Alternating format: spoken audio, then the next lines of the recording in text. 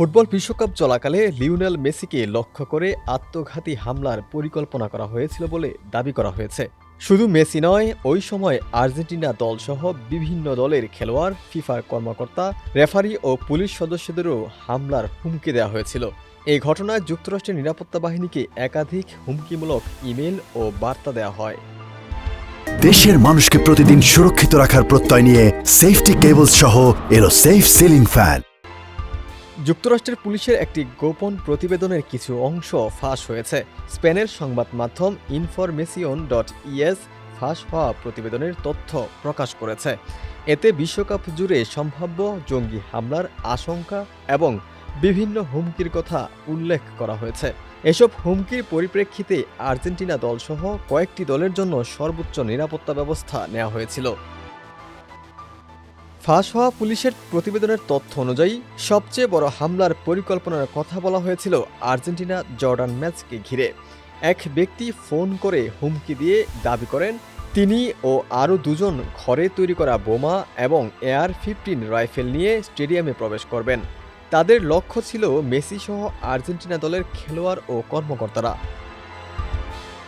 Argentina মিশর match ঘিরেও নিরাপত্তা নিয়ে উদ্বেগ তৈরি হয়েছিল।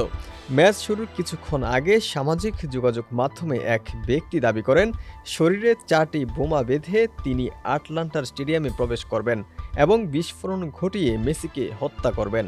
একই দিন অজ্ঞাত পরিচয়ে আরেক ব্যক্তি পুলিশকে ফোন করে দাবি করেন স্টেডিয়ামের ভেতরে 3টি ময়লার স্থানে বোমা রাখা হয়েছে। নিরাপত্তা বাহিনী কোনো হুমকিতেই হালকাভাবে নেয়নি। পরিস্থিতির গুরুত্ব বিবেচনায় যুক্তরাষ্ট্রের পুলিশ ও FBI-কে তদন্তে যুক্ত করা হয়। পাশাপাশি IPCC-র সহায়তাও নেওয়া হয়। ফাঁস হওয়া প্রতিবেদনে বলা হয়েছে অধিকাংশ হুমকি ছিল মেসিকে কেন্দ্র করে। মেসির পাশাপাশি ক্রিশ্চিয়ানো রোনালদো ও কিলিয়ান এমবাপ্পের নিরাপত্তাও জোরদার করা হয়েছিল।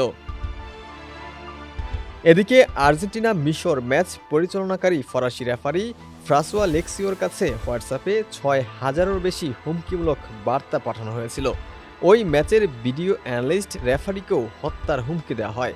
বিশ্বকাপের সঙ্গে যুক্ত আরও কয়েকজন রেফারি ও কর্মকর্তাও হুমকিমূলক ইমেল ও বার্তা পেয়েছিলেন বলে ফাঁস হওয়া প্রতিবেদনে উঠে এসেছে। ডেস্ক রিপোর্ট, সমকাল।